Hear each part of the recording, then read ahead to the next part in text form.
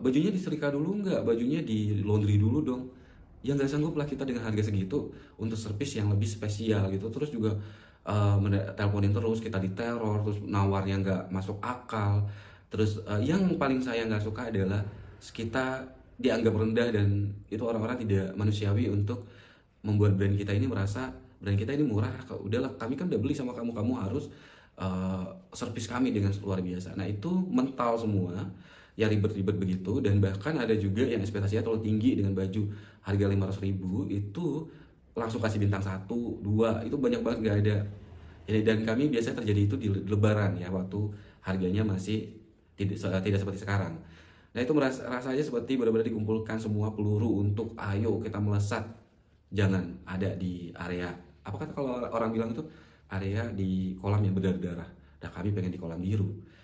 Memang sulit banget ya, jujur aku sulit. Itu adalah benar-benar mental yang mainin. Di masa-masa transisi kenaikan harga itu membuat sebenarnya cemas juga ya. Lah kok hari hari ini nggak ada terjual gitu. Terus 1 bulan ini kok sepi banget ya. Tapi ternyata itu menurut saya kita iklanin juga di seluruh sosial media, terus juga di marketplace kita iklanin, itu algoritmanya diulang dan kita dicarikan customer-customer yang tepat dengan harga produk kita dan sesuai dengan produk kita. Nah itu yang terjadi di Agam waktu itu. Aku ngerasain itu benar-benar membuat kami semuanya cemas. Gimana nih? Ternyata di balik itu semua bermunculanlah orang-orang yang pas dengan Agam, terus tidak komplain. Pertama sekali saya nyoba buat naikin harga Agam, brand saya, itu saya cemas banget ya sebenarnya, dan itu panjang prosesnya, nggak langsung bisa naikin karena saya juga ngelihat udah pantas belum, terus juga customer lama gimana nih ya, mereka juga pasti hilang ya.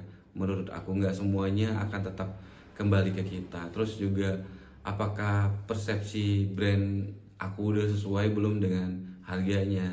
Nah itu yang aku pikirin dan aku mau share ke kalian, siapa tahu ini berguna untuk membangun brand kamu juga sesuai dengan apa yang terjadi dengan aku. Cemas banget nggak di awal mau naikin harga itu? Cemas banget karena satu, nggak bisa tahu apa adanya juga, dan permintaannya juga semakin uh, oke gitu ya dari mereka, kayak oh harus gini harus gitu, tuntutannya juga banyak, dan juga tampilannya harus diperbaiki dari kemasannya, bentuknya dan lain-lain. Nah itu membuat pusing juga ya gitu. Terus customer yang lama hilang nggak? Hilang banget, hilang 50%. Tapi setelah saya pikir, setelah hilang yang pertama itu bertambah lagi yang pembeli baru-baru yang membuat saya percaya oh ternyata pangsa pasarnya berubah. Cuman itu ada jeda waktu ya, kayak ada 1 bulanan sepi gitu. Dan ini juga menjadi tolak ukur awal saya untuk saya berani lagi naikin harga. Kenapa?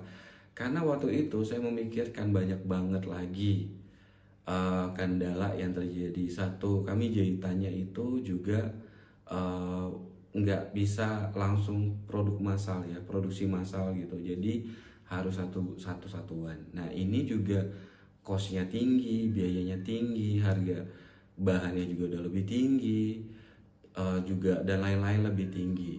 Dan ini membuat aku yakin banget untuk naikin harga.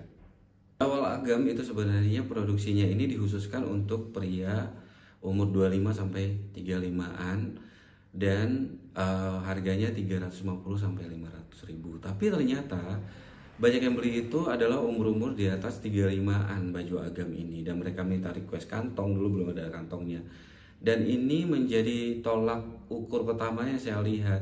Oh oke, ternyata karena ada permintaan seperti misalnya lebih rapi, bahan lebih bagus dan lain-lainnya, itu saya beranikan diri untuk naikin harga pertama sekali menjadi 650.000. Untuk kenaikan harga ini sebelumnya saya memang udah pikirkan untuk merubah dulu beberapa hal yang memang untuk meyakinkan persepsi calon klien baru untuk brand saya sendiri ya. Dan itu apa yang saya rubah, satu itu visualnya saya rubah, visual keseluruhan. Jadi dari logonya, terus jadi tampilan feed Instagramnya, di marketplace juga kita atur lebih bagus. Untuk sebagai thumbnailnya itu sudah kata-kata semuanya, deskripsi saya saya rubah semuanya bersama tim, dan ini memang kerjaan yang gak simple, tapi itu membuat harga naik. Nah, tadi kan dari 650 saya akhirnya bisa loncat ke atas 800-an sampai 1,5 jutaan.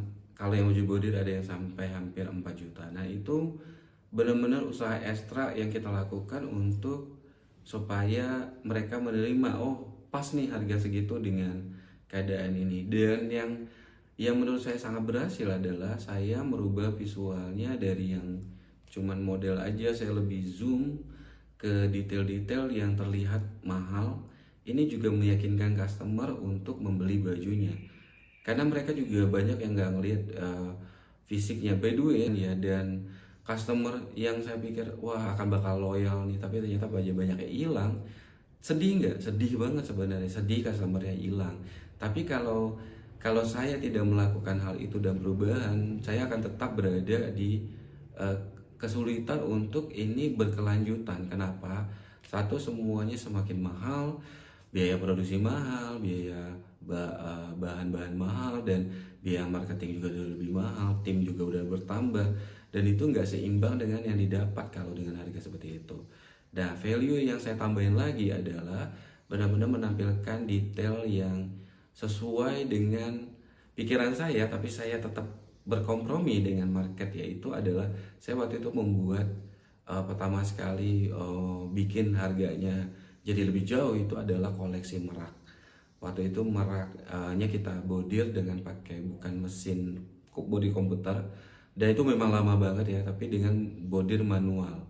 Dan itu benar-benar saya usahakan sendiri untuk mengerjain desainnya, dan terjadi wow. Kalau misalnya kamu berpikir bisa nggak ya brand aku naik harga, pantas nggak?